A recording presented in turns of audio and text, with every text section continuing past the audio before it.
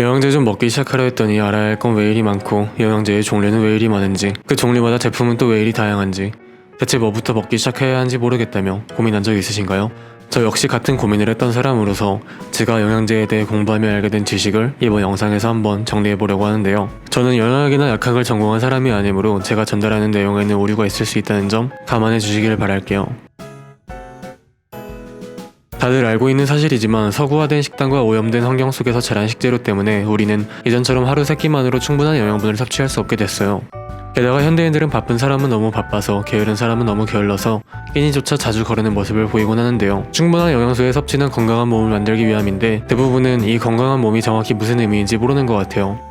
건강한 몸이란 몸의 염증이 낮은 상태와 항산화 작용이 적절히 이루어지는 상태를 말해요. 꼭 알아야 할 개념이니 부가 설명하자면 염증은 상해에 대한 반응을 의미해요. 상해, 반응, 회복이라는 3단계 과정을 거치죠. 염증은 나쁜 게 아니에요. 하지만 염증은 크고 작은 통증과 발열, 구토 등의 증상을 유발할 수 있기에 몸의 염증 수치가 너무 높아지지 않게 우리는 주의를 기울여야 해요. 흔히 우리가 말하는 대부분의 질병이 전부 염증 반응이에요. 감기, 여드름, 관절염, 비염, 위염, 구내염 등등. 염증 자체는 내 몸을 회복시키는 과정의 일환이지만 염증이 생기지 않도록 몸을 잘 관리하는 게 우선이겠죠. 몸의 면역력이 약해지거나 스트레스를 많이 받을 때 몸의 염증 수치는 증가해요. 그래서 염증이 낮은 상태가 건강한 몸이 되는 거죠. 항산화 작용은 산화를 억제하는 작용을 의미해요. 산화는 늙고 썩어가는 것을 의미해요. 살아있는 모든 것은 시간이 지남에 따라 부패하죠. 우리 몸의 산화는 활성산소라는 게 일으켜요. 과잉 생산된 활성산소는 세포막, DNA, 그 외의 모든 세포 구조를 손상시키고 그 손상 범위에 따라 세포가 기능을 잃거나 변질돼요. 우리 몸의 항산화 작용이 적절히 이루어지지 않으면 어떻게 될까요? 맞아요. 몸의 염증 수치가 올라가겠죠. 많은 사람들이 몸이 아프면 병원과 약국에 가면 된다고 생각을 해요. 그런데 병원과 약국에 갈 일이 없도록 몸을 유지하는 게 우선되어야 하지 않을까요? 영양제는 만병통치약이 아니에요. 하지만 부족한 영양소를 섭취하는 것만으로 만성질환이나 각종 질병 등이 충분히 좋아질 수 있어요. 이 영양소가 부족해 이러한 증상이 나타나는 건데 사람들은 자꾸만 증상을 없애는 약을 먹어요. 원인을 제거해야 하는데 말이죠.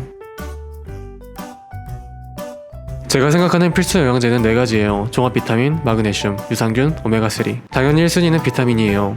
비타민은 수용성과 지용성으로 나뉘고 수용성은 B, C, 지용성은 A, D, E, K가 있어요. 비타민 A는 눈과 관련이 큰데 결핍 시 야맹증, 안구 건두증, 각막 연화증이 나타날 수 있어요. 비타민 B군과 C, D는 결핍 시 만성 피로와 식욕 감퇴, 우울증의 증상이 나타날 수 있어요. 추가적으로 비타민 B군은 근육 성장에 관여하고 비타민 D는 칼슘 흡수에 관여해요. 비타민 E와 K의 결핍은 극히 드물기 때문에 생략할게요.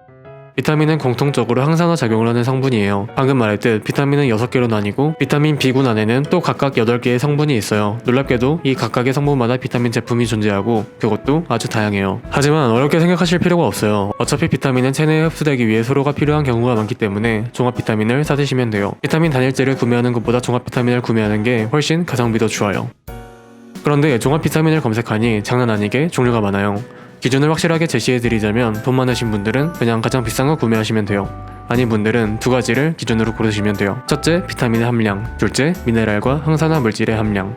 함량에 대해 여러분이 꼭 아셔야 할 게 있어요. 비타민C의 일일 권장 섭취량은 약 90mg이에요. 하지만 저 같은 경우 하루에 약 3g 정도의 비타민C를 섭취하고 있어요. 권장 섭취량 기준 약 33배 정도를 먹고 있는 거죠. 너무 많이 먹는 게 아니냐고요? 영양제 함량표를 보시면 해당 제품의 일일 섭취량과 권장 섭취량 기준 몇 %가 들어있는지가 적혀 있어요. 어떠한 제품에 비타민C가 180mg이 들어있다면 옆에 200%라고 적혀 있겠네요. 이걸 보시고 함량이 좋은 제품이구나 하시면 안 돼요. 일일 권장 섭취량은 이 정도 먹어줘야 생존에 지장이 없다의 수치예요. 그러니 퍼센트는 무시하고 실질적인 함량을 보실 수 있어야 해요. 종합 비타민 제품을 고르실 땐 비타민 B, C, D의 함량을 중점적으로 보시면 돼요.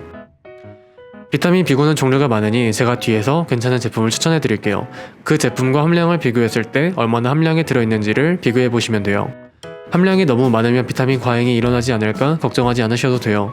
실제로 우리 몸에 필요한 비타민은 일일 권장 섭취량보다 훨씬 많고 필요 이상 흡수된 비타민은 전부 소변으로 배출되니까요. 때에 따라 비타민을 과잉 섭취할 경우 복통이나 설사 등의 증상이 나타날 수 있는데 그럴 경우엔 복용량을 줄이면 대부분 아무 문제가 발생하지 않아요. 비타민 C와 D의 경우 일일 섭취량 기준 C는 500mg, D는 1000IU 이상 들어간 제품이면 함량이 괜찮은 제품에 속한다고 보시면 돼요. 또 좋은 비타민은 미네랄과 항산화 성분을 다량 함유하고 있어요.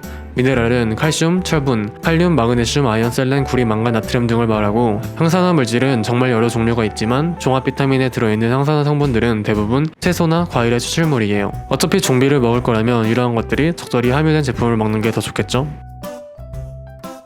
방금 미네랄에 대해서 간단히 얘기했는데 이 중에서도 마그네슘은 꼭 단일제 복용을 추천하고 싶어요. 마그네슘 결핍은 두통, 근육통, 기억력 감퇴, 집중력 저하, 손발 저림, 근육 경련, 불면증, 만성 피로를 유발해요. 특히 현대인 대부분이 마그네슘 결핍이라고 하죠. 결정적으로 마그네슘은 칼슘의 흡수를 돕고 체내 염증을 낮추는 데 있어 중요한 역할을 해요. 마그네슘 역시 체감 효과가 좋은 영양제 중 하나이므로 방금 말한 증상이 지속되는 분들은 마그네슘 단일제 복용을 추천할게요. 마그네슘 영양제를 구매할 때 기억해야 할 건 흡수율이에요. 일반 마그네슘 영양제는 체내 흡수율이 굉장히 낮아요. 마그네슘은 가격이 저렴한 제품도 많은데 그러한 제품들은 대부분 체내 흡수율이 낮은 산화 마그네슘 제품이라 보시면 돼요. 그래서 나온 게 바로 킬레이티드 마그네슘인데요. 마그네슘 복용 시 발생할 수 있는 위장장애의 가능성을 낮추고 체내 흡수율을 높인 제품이에요. 물론 프리미엄 제품이다 보니 가격도 더 비싸죠. 일반 마그네슘으로 효과를 못 보신 분들은 킬레이티드 마그네슘 제품을 추천할게요. 마그네슘도 과다 복용 시 설사를 할 수 있지만 다시 복용량을 낮추면 큰 문제는 발생하지 않아요. 저 역시 마그네슘을 꾸준히 섭취 중인데 체감 효과가 좋은 편이에요. 눈밑 떨림, 손발 저림이 줄었고 불면증도 많이 개선되었어요. 유산균 섭취가 중요한 이유를 먼저 설명할게요. 체내 면역세포 70%는 장에 존재해요. 면역이란 몸속에 들어온 병원균에 대한 항체를 생성하여 다음에 같은 병에 걸리지 않도록 바뀌는 현상을 말해요. 따라서 장이 안 좋다는 건 면역력이 안 좋다는 걸 의미하죠. 처음에 영상을 집중해서 보셨다면 이러한 공식이 이제 떠올라야 해요. 유산균은 유해균이 아닌 유익균이에요. 장내 유해균과 유익균이 적절히 밸런스를 이룰 때 몸의 면역력은 좋은 상태를 유지해요. 하지만 열심히 일한 유익균은 체외로 배출되므로 우리는 꾸준히 유산균을 섭취해야 해요. 유산균 제품을 고르는 기준은 유산균 종류의 수와 그 균의 수예요. 균의 종류의 수와 균수가 높을수록 좋은 것이냐 묻는다면 맞아요. 그럴수록 대부분 더 비싸고 좋은 제품이에요. 물론 균의 종류에 있어 좋은 질의 균이 들어간 제품이라면 균수가 적더라도 비싼 가격일 수 있어요. 가급적 균의 종류는 10종 이상, 균수는 50억 이상 제품을 섭취하는 걸 추천할게요. 본인이 장이 안 좋다면 균 종류와 균수가 더 많은 것을 드시는 게 좋겠죠. 유산균에 관해 더 알고 싶다면 도서 장내 세균 혁명을 추천할게요.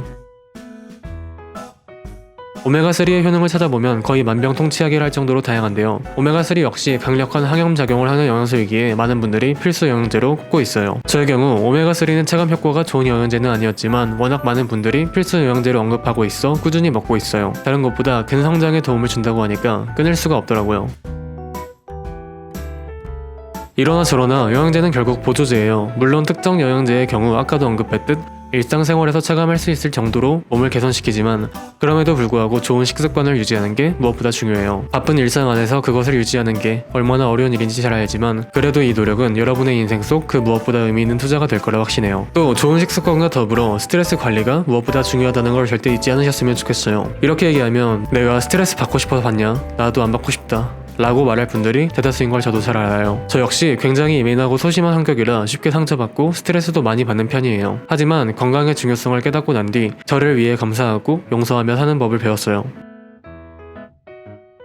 영양제의 경우 함량이 비슷한 제품이더라도 브랜드에 따라 또 제품의 형태에 따라 사람마다 체감 효과가 다르다고 해요. 이 점을 감안하고 제품에 대해 충분히 알아본 뒤 구매하시길 바랄게요. 아직도 한국에 나오는 종합 비타민 제품을 보면 함량은 정말 낮은데 가격은 해외 제품보다 훨씬 비싸게 후려치는 경우를 많이 보게 돼요. 직구로 구매하는 방법은 크게 두 가지예요. 아이허브라는 사이트와 쿠팡의 쿠팡 직구를 이용하는 것. 영양제 함량을 볼 줄 모르시는 분들께 팁을 드리자면 아이허브의 투퍼데이라는 제품을 검색하시고 그 제품과 함량을 비교했을 때 가성비가 더 좋은 제품을 구매하시면 돼요. 이 제품이 제가 아는 제품 중엔 가성비가 제일 좋거든요. 금전적 여유가 안 되는데도 불구하고 무리해서 영양제를 대량 구매하고 나중에 후회해봤자 그 누구도 책임지지 않아요. 일단 자신의 증상에 맞는 영양제를 우선 섭취하고 그 다음에 여유가 생기면 추가적으로 섭취하시면 돼요. 당장 사는데 지장이 없다면 무리해서 구매하는 일이 없기를 바랄게요. 제품끼리 비교할 때 함유량만 보고 가성비를 판단해선 안 돼요. 해당 영양소가 100mg이 함유되어 있는데 체내 흡수율이 10%인 제품은 실제로 10g을 먹는 것이지만 해당 영양소가 50mg이 함유되어 있어도 50% 흡수되는 제품이라면 25g을 먹는 거겠죠. 따라서 해당 제품이 흡수율이 높은 제품인지 아닌지 검색해 보신 후 구매하시기를 바랄게요. 어떤 제품은 한 통에 240알인데 1회 제공량이 6알인 경우가 있어요. 이 경우 하루에 6알을 섭취해야 제품에 적혀있는 1일 섭취량을 얻을 수 있다는 의미이고 다시 말해 그 제품은 40일짜리 제품이라는 거예요. 따라서 한 통에 몇 알 들어있는지만 보고 가성비를 판단하지 말길 바랄게요. 저 같은 경우 종합 비타민, 비타민C 분말, MSM, 유산균, 마그네슘, 오메가3를 먹고 있어요. 혹시나 필요하신 분들을 위해 제가 먹고 있는 제품의 링크를 고정 댓글로 걸어 놓을게요. 전부 제 돈으로 구매해 꾸준히 먹고 있는 제품들이에요. 추가적으로 저는 MSM이라는 영양제가 체감 효과가 아주 좋은 편이었어요. MSM은 미네랄 중 유황이라는 성분인데 MSM 역시 강한 항염 작용을 하고 그 중에서도 관절의 염증을 낮추는데 많은 도움을 준다고 해요. 저 같은 경우 MSM을 복용하고 손목이나 무릎 통증이 정말 많이 줄었어요. 제가 효과를 보고 가족들에게도 사줬는데 저희 가족들 역시 효과를 크게 체감했고요. 건강한 식단과 생활 습관을 갖추고 스트레스 관리가 적절히 이루어질 때 영양제는 진정한 효과를 발휘할 수 있어요. 맨날 몸의 염증을 높이는 육류와 밀가루만 섭취하고 나쁜 생활 습관을 유지하면서 영양제만으로 효과가 금방 나타날 거라 기대해서는 안 된다는 거죠. 제 영상을 토대로 영양제에 대해 충분히 찾아본 뒤 본인에게 잘 맞는 영양제를 구매해 섭취하시기를 바랄게요. 이번 영상은 여기까지예요. 영상이 도움되었기를 바라며 저는 다음 영상에서 찾아뵙도록 할게요. 안녕.